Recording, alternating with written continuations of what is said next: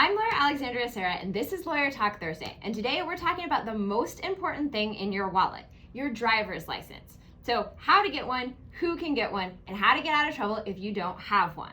So newsflash, y'all, if you're driving on Texas roads, you need a valid driver's license. In some cases, it doesn't have to be a Texas license, but you've got to have a license if you're driving. So I get it, shit happens. Your license might be expired. You may have gotten a ticket with a warrant and some omni fees, okay. But stop being lazy and fix those problems so you can be on the road legally. So what happens if you get popped with driving without a license? Well, first time, it's up to a $200 fine. Second time, another fine.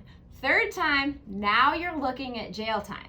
And if you got popped for DWLI with no insurance, that elevates the level of offense to a Class B misdemeanor with more possible jail time. Or if it's no license, no insurance, and an accident with serious injury and you're at fault, that's a Class A misdemeanor with up to 365 days in jail. So don't screw around with this stuff.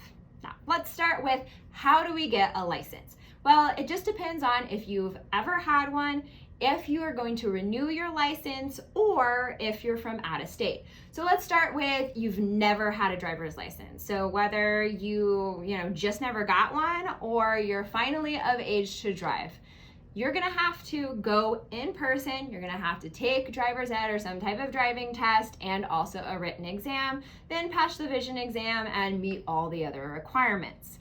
If you need to renew your Texas driver's license, you can do that online for up to 2 years after expiration.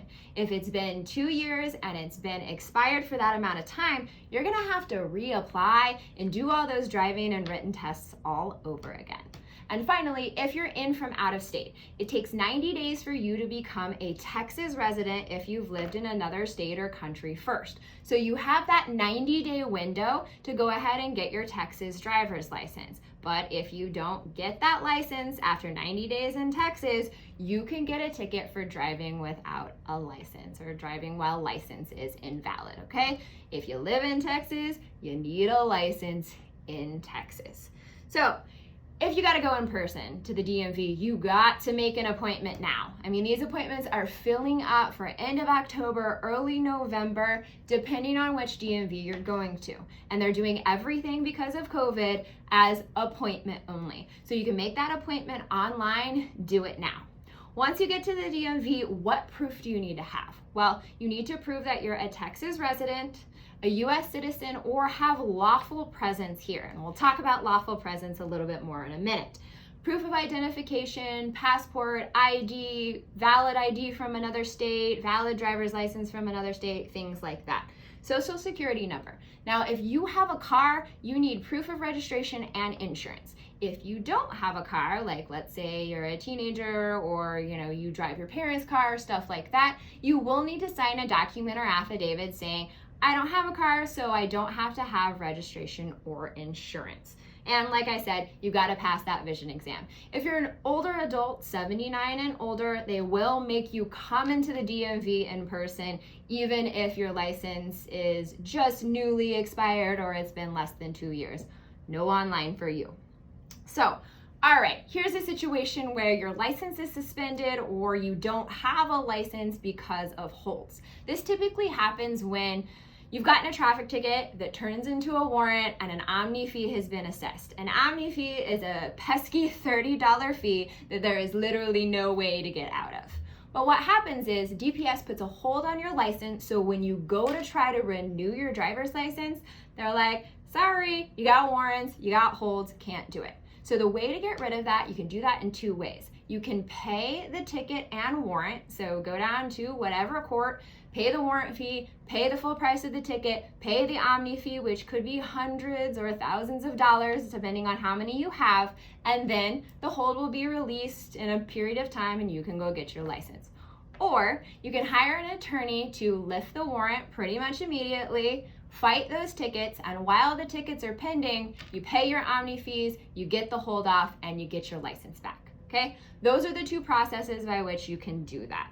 Now, there's no rhyme or reason which cases get OmniVs, which cases don't, but it's always in situations where you failed to appear for a court hearing and end up with a warrant, or you fail to do what you were supposed to, like take defensive driving, pay a fine, something like that, and end up with a warrant. So you can fix that in two ways. One way is significantly cheaper than the other. Now, if you don't have any idea if you're eligible for a driver's license, it's not been a thing that you are worried about, we can check that for you. So just give my office a call or shoot us an email. Let's talk about suspensions. So some of you have license suspensions and have had them for a while based on, you picked up a DWI conviction or accusation, you didn't pay your tickets, whatever the case may be. So the driver's responsibility program was gone last year. That's the program that assessed hundreds or $1,000s of fees to get your license back. That is no more. So if you had those surcharges on your license, those are wiped away free of charge. All you need to do is pay a reinstatement fee to get your license back, assuming you don't have any active warrants or Omni fees outstanding. Now, you have tickets in other jurisdictions. Let's say you picked up a ticket in Pecos or Dallas or something like that, and those have warrants and Omni fees. You need to take care of those before you can get your license as well. What about non-US citizens? Okay, so US citizens eligible for Texas driver's license, but also some form of non-citizens that have lawful presence in the United States. So that's your lawful permanent residents, your refugees, your asylees.